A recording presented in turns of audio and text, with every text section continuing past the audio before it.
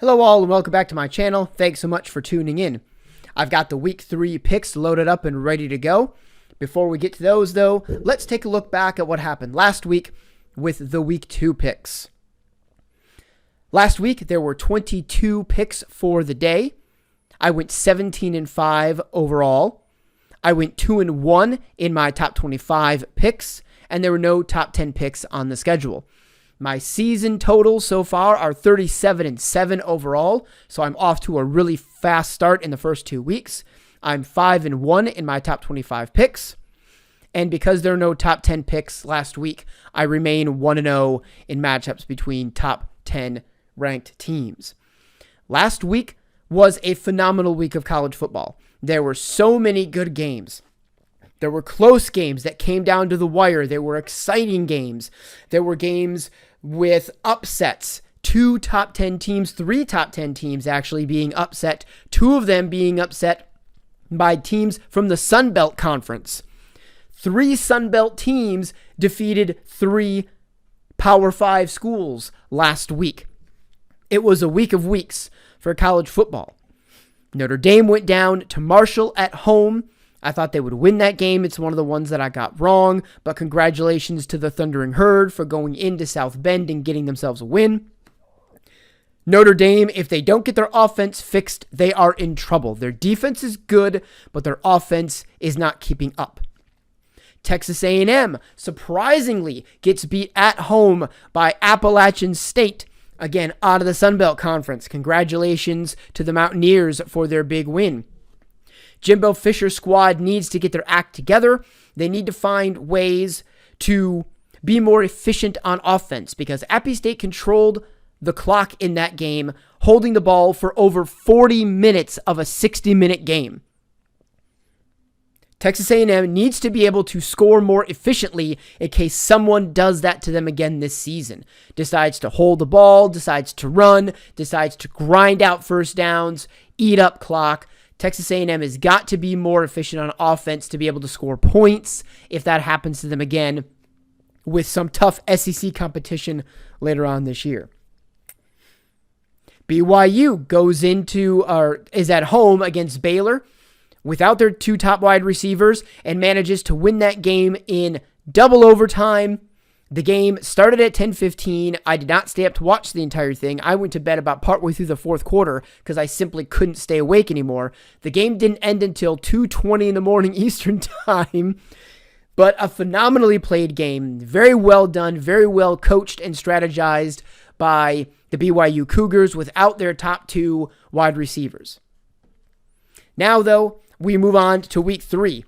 There are only 2 top 25 matchups this week and no top 10 matchups. A lot of teams are playing cupcake games because this is the last week before they should get into conference play next week. Some schools have already played conference rivals. USC played Stanford last week. Northwestern and Nebraska played at the beginning of week 1 or in week 0 if you wish. So some teams have already played some games within their conference, but the main conference schedules will likely start next week. This is going to be the end of, save for maybe a cupcake game near the end, this should be largely the end of the non-conference schedule for a lot of teams this year. So a lot of teams are playing cupcake teams, which makes these picks relatively easy. There are some games, though, that I did some research on because I simply couldn't make a decision, and I needed a little bit of statistical magic to help me make these calls.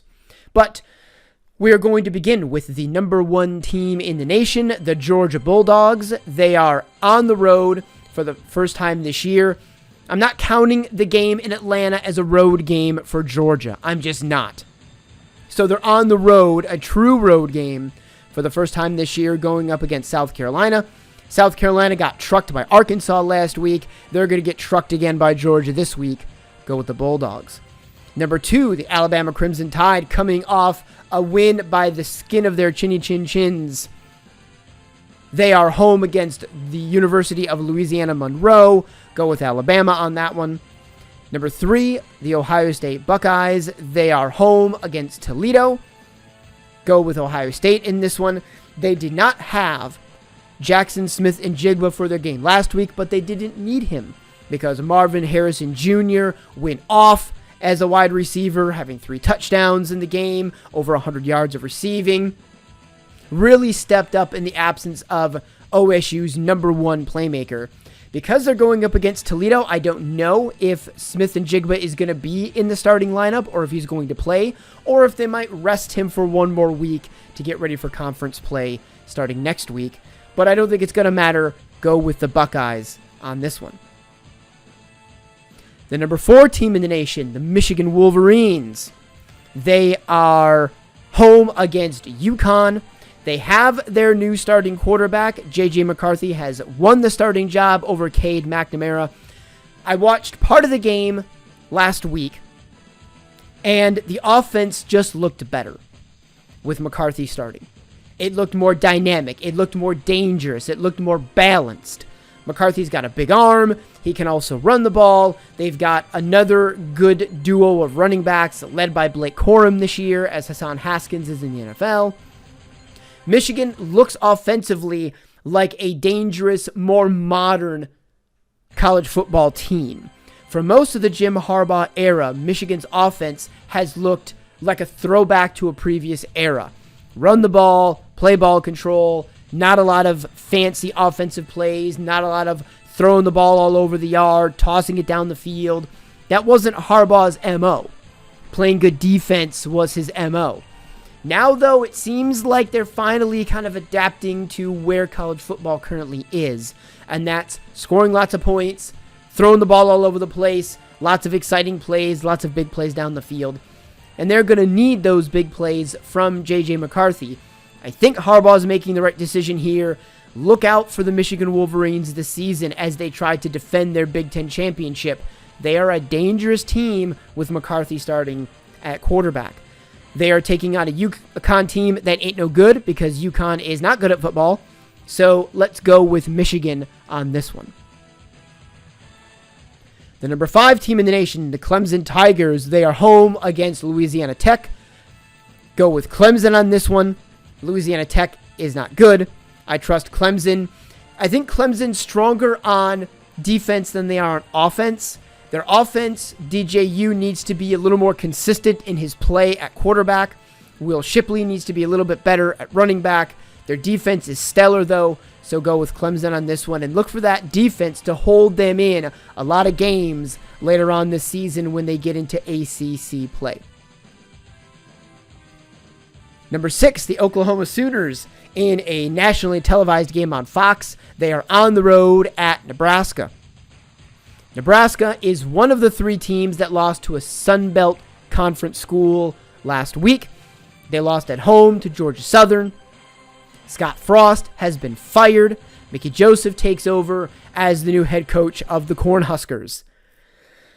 Nebraska is, as Joel Klatt has said on his radio show or his YouTube show that he's got, they are a dumpster fire. When you fire your coach after 3 games, when you lose at home to a group of 5 school, you are in trouble, and you are a dumpster fire. Nebraska is too talented to be this bad. They are in shambles on offense. The shameful thing is that there are flashes of brilliance on both the offensive and defensive sides for Nebraska, but they just cannot put it together for an entire 60-minute ball game, which is why they've had so many games where they've lost by fewer than 7 points. It's phenomenal how many games they've lost by less than 7 points. They just cannot put it together for an entire 60-minute ball game. There is an argument that some are making that firing Scott Frost and hiring Mickey Joseph as the interim head coach is going to light a fire underneath the players. It's going to light a fire underneath the coaching staff. They're going to go out there at home against a top 10 team, a team that they used to have a yearly rivalry with in the Oklahoma Sooners when they were both in the Big 12. A traditional rivalry against 2 of the blue blood schools or between 2 of the blue blood programs of college football. Last week, Oklahoma took the entire first half to try to figure out Kent State before they finally pulled away in the second half. I don't see it. I don't see that argument holding water. Last year, this game was fought close by Nebraska. It was a tough game. Oklahoma couldn't put them away until late in the game. It was competitive. This game could be competitive this year. There might be a bit of a spark lit underneath the butts of the players and the coaching staff. I think if Nebraska had beaten Georgia Southern, had not lost to them at home, this would be a more important game because it's at Nebraska. If they had won that game last week and they were going into this game with a home crowd that was going to be going out of their minds, welcoming top 10 Oklahoma in, renewing a traditional rivalry coming off the tough game that they played against each other last year, I could see maybe Nebraska rising up to the challenge. I don't see that happening in this game, though. I just think Nebraska is in too much trouble to put up. They'll put up a fight against Oklahoma, but I think they are in too much trouble to win against Oklahoma, even at home, even though the game's sold out, even if the crowd is out of their minds. I'm going to go with the Oklahoma Sooners on this one because I just don't think Nebraska has proven that they've got what it takes to hang in there against a ranked team or a better opponent and then win the game at the end. I just don't think they've proven that. So when it comes to Oklahoma at Nebraska, I'm going to go with Oklahoma on that one. Number 7, the USC Trojans, after their beatdown of Stanford last week, especially in the first half. In the second half, they let Stanford start creeping back in, and it seemed like they took their foot off the gas a little bit. They scored 37 points on the Cardinal in the first half of that game. And they wound up with 44 for the whole game. So I think they let off the gas a little bit, and they let Stanford get back into it a tad bit. They're still ranked in the top 10 now. They still made a very impressive showing. The offense with Lincoln Riley and Caleb Williams has seemingly took no time at all to get implemented. And it seems like no one's had trouble meshing. Caleb Williams is meshing with transfer wide receiver Jordan Addison. Running back Travis Dye, coming from Oregon, is fitting right in. It seems like on offense, all the pieces are just kind of really quickly and really smoothly meshing together to make for an offensive powerhouse there in Los Angeles. They are home against Fresno State. Fresno State has been dangerous offensively in recent years, going in and beating UCLA a couple of times. They competed well against Oregon State last week. Their head coach, though, is now the head coach at Washington. I don't think they're going to put up much of a fight against USC. I'm going to go with the Trojans in that matchup. The number 8 team in the nation, the Oklahoma State Cowboys. They are home versus the University of Arkansas Pine Bluff. Oklahoma State has got too much for them. Go with Oklahoma State in that one. Number 9, the Kentucky Wildcats, coming off their big SEC win on the road against Florida last week, where their defense had 2 big interceptions. Their offense came to play. They kept the Florida offense in check. They are home this week against Youngstown State. They will not prove any challenge to the Wildcats. Go with Kentucky in that matchup. The number 10 team in the nation, the Arkansas Razorbacks, coming off their dismantling of South Carolina.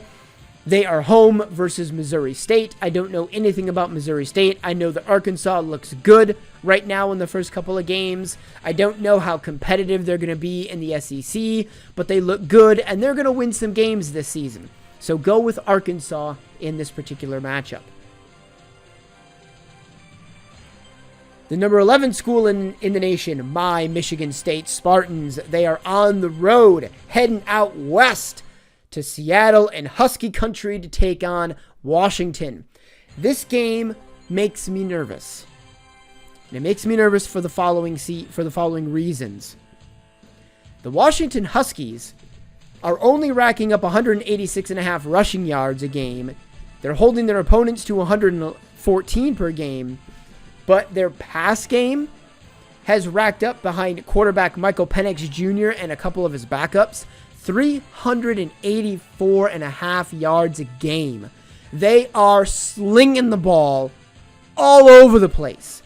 As I just mentioned, Fresno State's former head coach is now the head coach at Washington, and he's brought that pass-first mentality that he worked at Fresno State to Washington, and they are making it work there. They're holding their opponents to 121.5 yards a game through the air. Granted, they've played inferior opponents in the first two games, but those opponents, I think, are roughly the equivalent of what Michigan State's been playing in their first 2 weeks between Western Michigan and Akron. Washington's played Kent State in week 1 and Portland State in week 2. They beat Kent State 45-20 and they demolished Portland State 52-6. They're playing Stanford next week, so they've got a big Pac-12 North matchup to look forward to. Michigan State, meanwhile, is racking up 228.5 yards on the ground offensively and 234.5 through the air offensively. So they are a much more balanced team than is Washington. Their opponents are racking up only 81.5 yards on the ground and 198 through the air, which in modern college football, 198 yards through the air is not much. So Michigan State's defense is doing some work. In terms of third down percentage, Michigan State's at 48%. Washington is at 64% of their third down conversions. Michigan State's opponents have been held to 28% on their third down conversions. Washington's opponents are converting at a 40% clip. For Washington, QB Michael Penix Jr., the transfer from Indiana, is slinging the ball at a 69.7% completion percentage clip. That's dang good. He's got 6 touchdowns in 3 games and only 1 interception. Meanwhile, his counterpart, Peyton Thorne, is not playing all that well this season. He has not looked good, not looked comfortable, not looked sharp in the first 2 games against inferior opponents. He's completing only 57.7% of his passes, and he's thrown 3 picks in the first 2 games this season. He is going to have to play better if Michigan State is going to win this game. With such a prolific passing game, this is the first big challenge that Michigan State's secondary will face this year. A secondary that last year was so porous you could drive a Mack truck through the holes in that secondary. They were exposed against Michigan despite winning that game. They were exposed against Purdue in a loss, and they were beat down against Ohio State in that loss in the shoe last year. The 2 teams they faced so far, Western Michigan and Akron, did not put up much of a fight.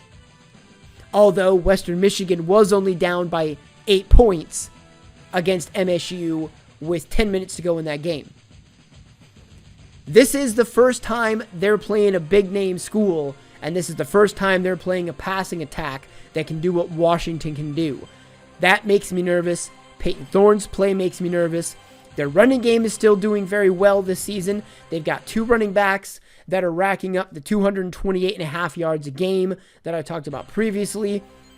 Washington is letting up 114 yards a game. I think Michigan State will rely on the running game in this to control the clock, to limit the chances that Michael Penix Jr. and that passing attack have to make any headway. But Peyton Thorne has to be better. He has to play better.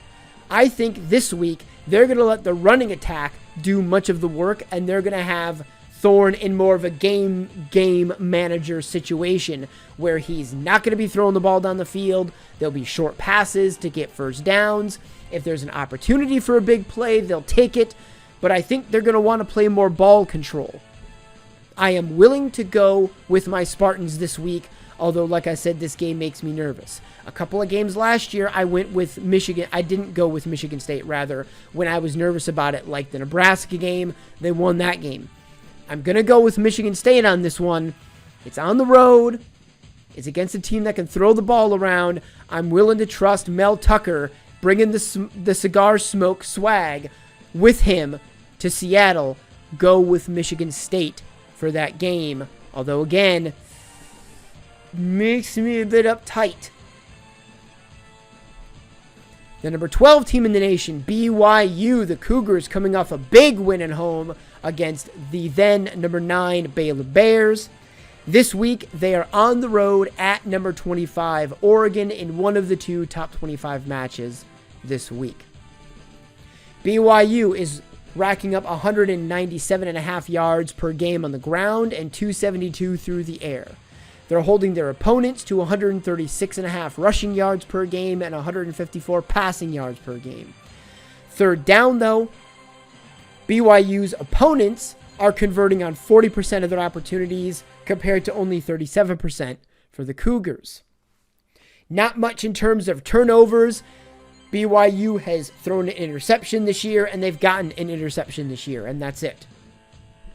They beat South Florida, 50-21 in week 1, and then the big win against BYU, 26-20 in overtime last week.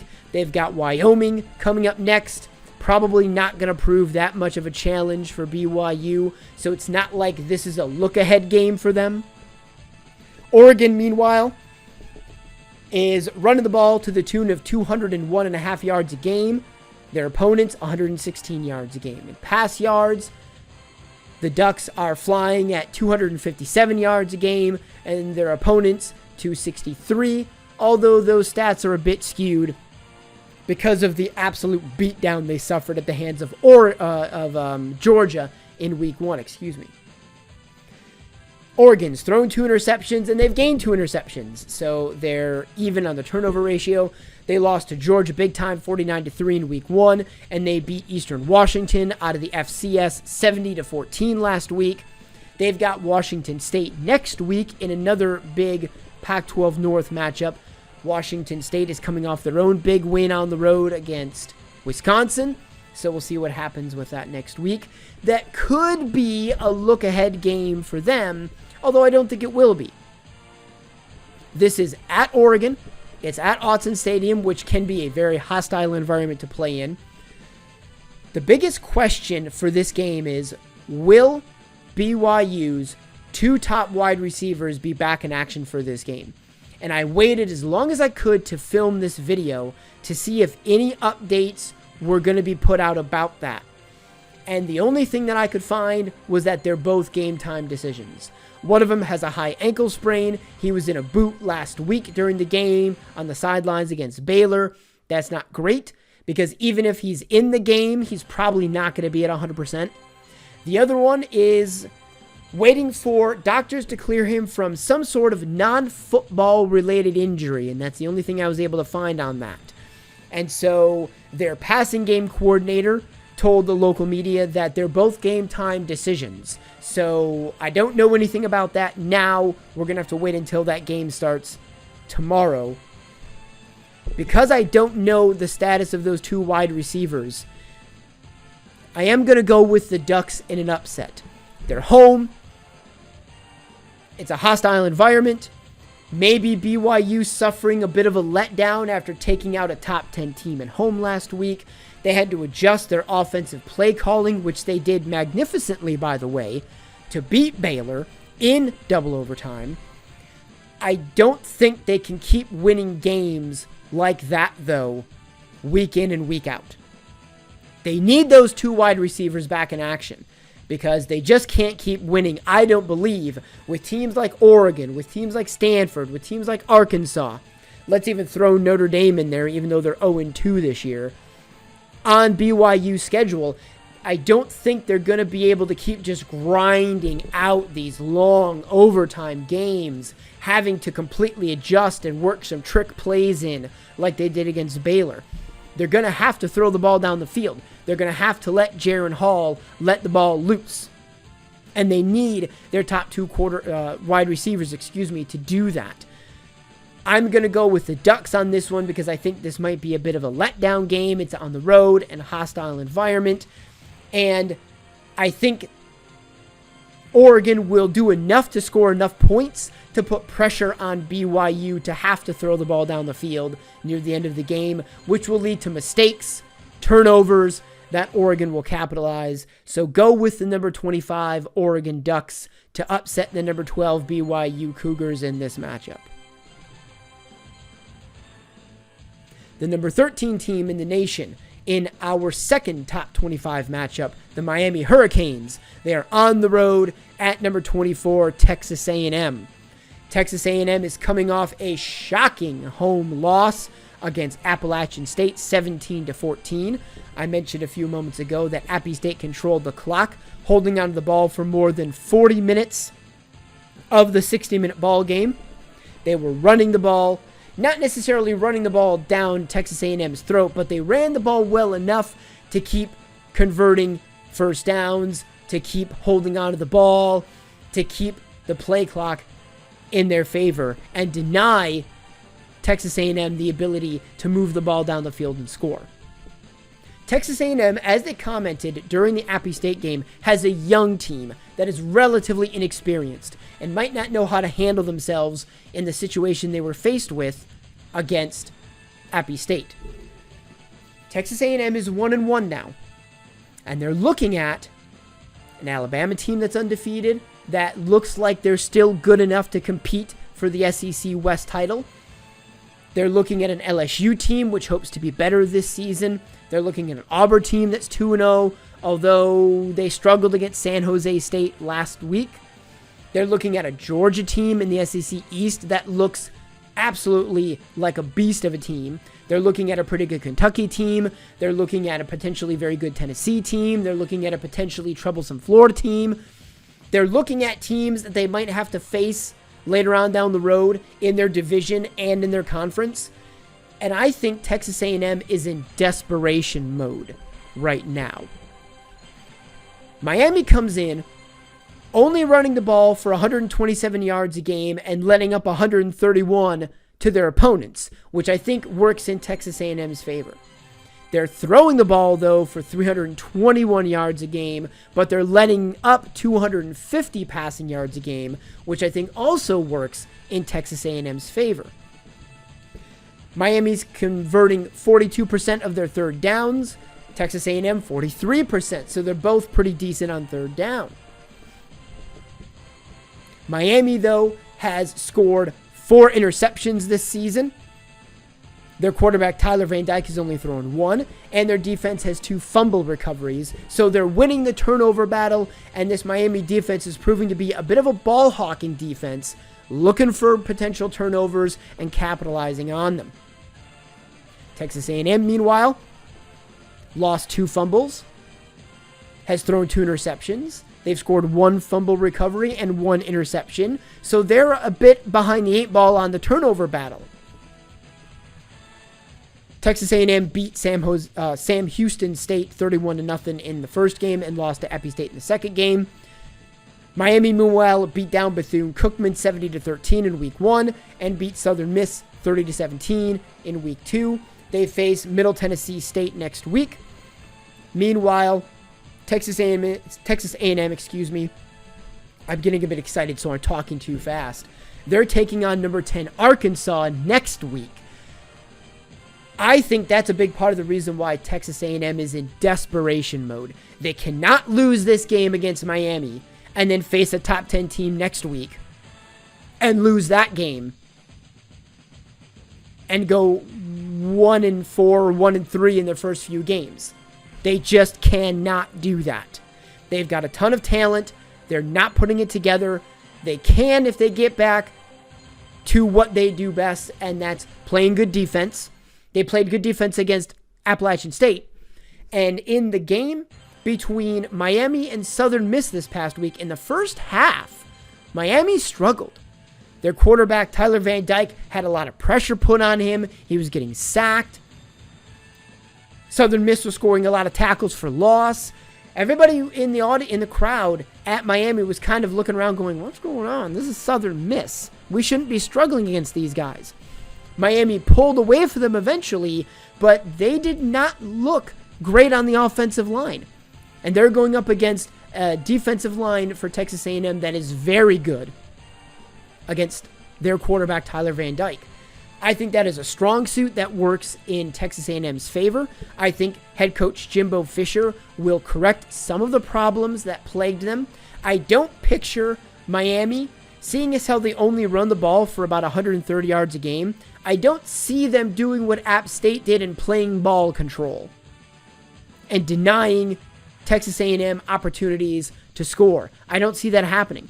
I picture Miami wanting to throw the ball around more, wanting to do a little bit more high-octane offense, but I think that's actually going to work in Texas A&M's favor this week.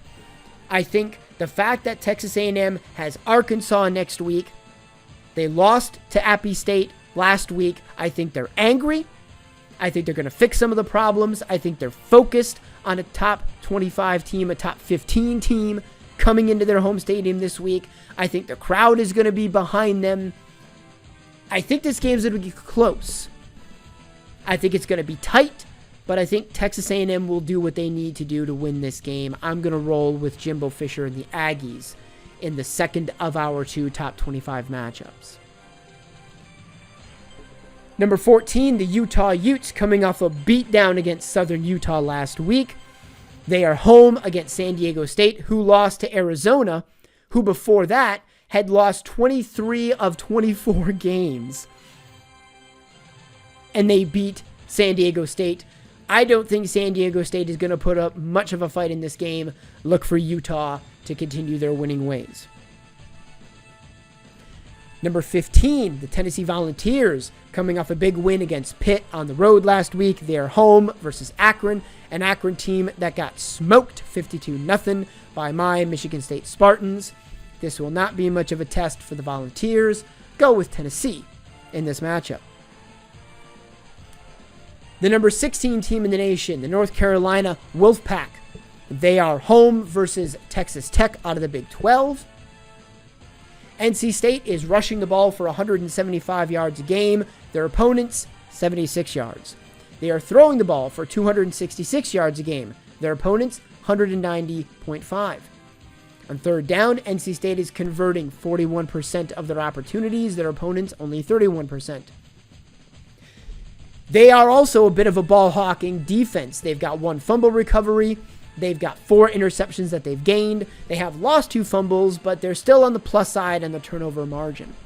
They beat North Carolina, eking out a win, or East Carolina, eking out a victory 21-20. And they beat Charleston Southern. I couldn't think of I have the acronym on my notes. I couldn't think of the name. Charleston Southern, 55-3 last week. They're facing UConn next week, who they'll probably beat very easily. So there's no look ahead. There's no letdown potential for this game for North Carolina State. Texas Tech, meanwhile, is only running the ball for 125 yards a game, but they're holding their opponents to 69 yards. Nice per game. Passing yards, though, Texas Tech is throwing the ball all over the place. 411.5 yards a game on average they are throwing the ball for. Their opponents, 237. They're converting 39% of their third downs compared to 26% for their opponents. They beat Murray State 63-10 in week 1. They beat Houston in overtime 33-30 last week. They're taking on number 21 ranked Texas next week. It's a Big 12 opponent. It's an in-state opponent. Could that lead Texas Tech to maybe looking ahead a little bit and not focusing as much on the number 16 team in the nation? I don't know. We'll see. Their starting quarterback, though, Tyler Shuck, is still out in this game. He's going to be out for another couple of weeks with a shoulder injury. I read it's something with his clavicle. He's got like a sprained or like a slightly fractured clavicle. He's out for like 3 to 6 total weeks. So he didn't play in the game last week. He's not playing the game this week. That's going to matter. NC State has got a good defense. NC State is home in this game. I think NC State's very close win against East Carolina in week 1 woke him up a bit. I think head coach Dave Dorn will have the Wolfpack ready to go. I think that ball-hawking defense will be looking for opportunities to pick off some of those passes from a pass-happy offense with a backup quarterback. I'm going to go with North Carolina State in this one. This one could be close, though, so look for this one to maybe be an underrated game of the day candidate. But go with North Carolina State for this matchup. Number 17, the Baylor Bears, coming off the the loss on the road against BYU.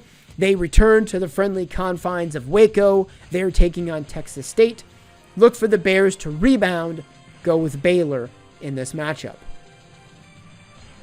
Number 18, the Florida Gators, coming off their loss to Kentucky at home last week. This week they are home versus Southern Florida. South Florida is not that good. I don't think this game is going to be all that competitive. Look for Anthony Richardson, Florida's quarterback, to go off on this one. Look for Florida to get back onto their winning ways. Go with the Gators in that one. Number 19, the Wake Forest Demon Deacons, who have their quarterback Sam Hartman back. He did play last week. They looked very good offensively in the rain against Vanderbilt. That's a good sign for them. They are home versus Liberty. Liberty, the last couple, I don't know if it was last year, I think it was the year before, they went undefeated and they beat a couple of teams they weren't supposed to beat. I don't think they went undefeated last year, but I think they had a good season last year. Their quarterback is now in the NFL playing for, I don't know who he's playing for. I don't remember. I don't pay a lot of attention to NFL football these days, but he's in the NFL. Some people think that he should start for whomever he's playing for. I don't know. Don't pay enough attention to it. I'm going to go with Wake Forest in this one. They're home. Their offense looks good with Sam Hartman. It didn't look like it was taking him that much time to get back into the swing of things. So I'm going to trust the Demon Deacons to go to 3-0 on the season. Go with Wake Forest in that matchup. The number 20 team in the nation, Ole Miss, they are 2-0. They are on the road against Georgia Tech. They've been doing the same thing that Michigan was doing because they've got two guys who were competing for a starting job. Jackson Dart, who's a transfer from USC. It seems like all those USC quarterbacks left. Keaton Slovis left. JT Daniels left. Jackson Dart left. Caleb Williams probably ain't going anywhere anytime soon, unless he goes into the draft this year, which I'm not even sure if he's even eligible for that, but that's neither here nor there. They've got a USC transfer quarterback competing against, I can't remember the other young man's name. My apologies to him. I think from what I heard, reports were that they were going to go with the other guy this week. From the analysis that I heard on the radio, Jackson Dart has got a bigger arm, and he is a bit of a gunslinger, and he can make more throws, but he's a risk taker. And that leads to some turnovers when some of those risks don't pan out. His counterpart doesn't have as big of an arm, doesn't make as many big throws, but he's safer with the ball, and he doesn't make as many mistakes. And what I had heard, I think yesterday, was that they were going to go with the other starter against Georgia Tech. Georgia Tech is a nice team. I don't think they're all that great. I think Ole Miss is going to have enough firepower offensively, and they'll play well enough defensively to get by them. I'm going to go with Ole Miss on the road in this matchup. The number 21 team in the nation, despite the fact that they lost last week and they were not ranked last week, they are now ranked this week. Make that math make sense. The Texas Longhorns just barely losing by a point to the Alabama Crimson Tide at home in a game that was not officiated very well, that looked sloppy on both sides, where Alabama's quarterback Bryce Young stepped up and proved why he won the Heisman Trophy last year, throwing for over 100 yards just in the fourth quarter, leading the Tide to victory. Texas is without their starting quarterback, Quinn Ewers. He suffered an injury in that game, so Hudson Card is now stepping in to start with them. They played Texas very tough.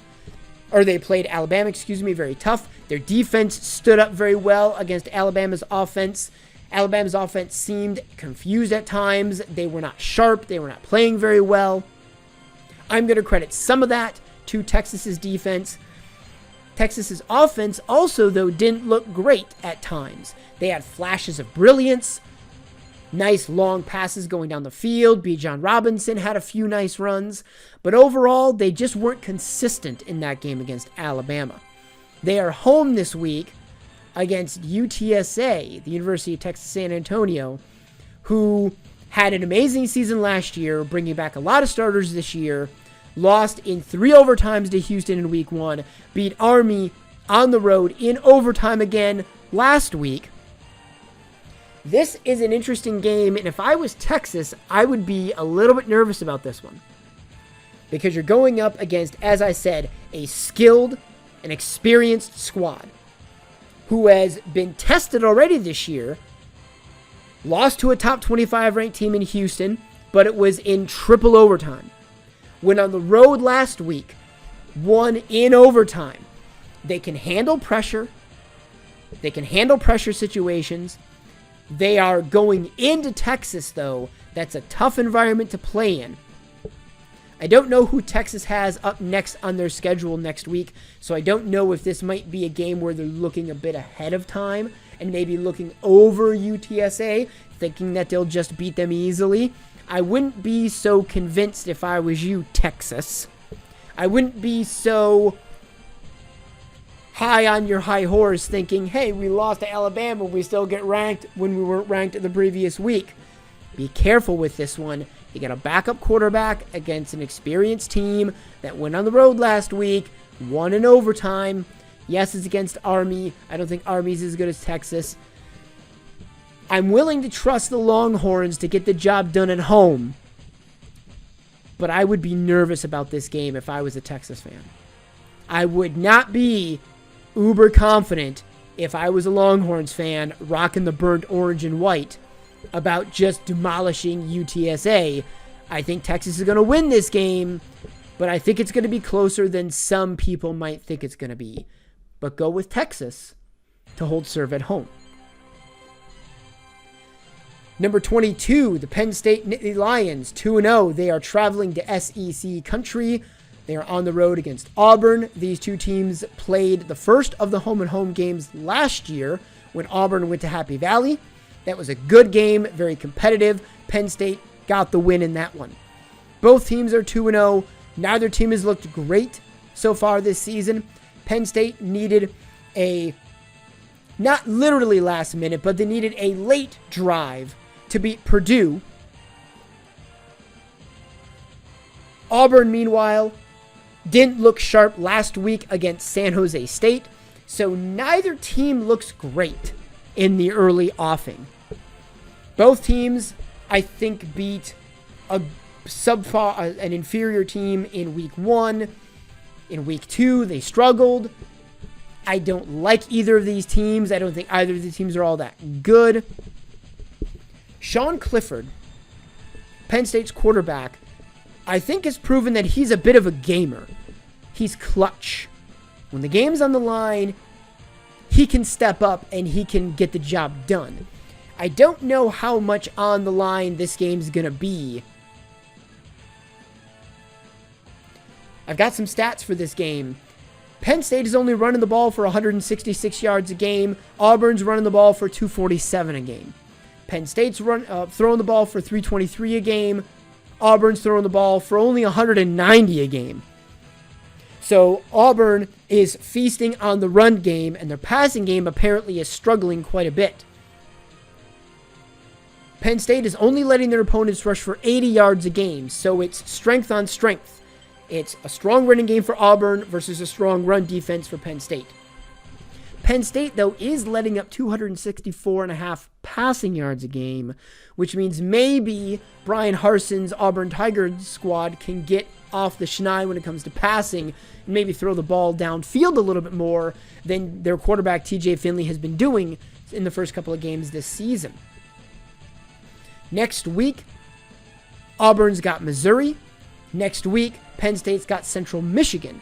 So Auburn's got a more serious opponent next week than does Penn State. Both those games are at home for their respective teams, so nobody's traveling next week. There is an element of a revenge game for Auburn because they lost last year's game. As you know, if you've watched my videos for any length of time, it's not just the stats that matter to me, it's also the intangibles. Letdown games, I think, are important. Look-ahead games, I think, are important. Revenge games, I think, are important. You're dealing with groups of young men that are like 18 to 22 or so years old on average. They're susceptible to swings of emotion. They're susceptible to losing focus. They're susceptible to motivational speeches by coaches that are trying to build them up and get them amped for a game. I think Auburn's going to be amped for this one. It's in SEC country. Jordan-Hare Stadium is a tough environment to play. They've got the War Eagle that flies down pregame. This is a tough environment. I think Penn State has not looked good enough to make me pick them in this game. They're both about equivalent in my mind. I don't think the stats really show a surprising difference here or there between them. Nothing really stands out to me. So I'm going to go Auburn at home in a revenge game for last year's loss to go to 3-0 and maybe build some momentum going into SEC conference play for them. Go with Auburn to get the upset over Penn State tomorrow. Number 23, Pitt coming off that loss at home to Tennessee. They are on the road this year against Western Michigan. Pitt is good enough to take down Western Michigan. Their offense is good enough. Their defense is definitely good enough. Go with Pitt to win on the road tomorrow. And then finally, we have two games that I've already called. The number 24 team in the nation, the Texas A&M Aggies. They are going to win at home in a desperation game against Miami. And number 25, Oregon. I think they are going to pull the upset at home in a big environment against BYU, the number 12 team in the nation. That does it for the picks for this week. What do you think about these picks? Leave me a comment below. What picks do you think I've got right? What picks do you think I'm going wrong? What games are you looking forward to watching this weekend? Any matchups that I've mentioned here? Or is there another matchup you're looking forward to?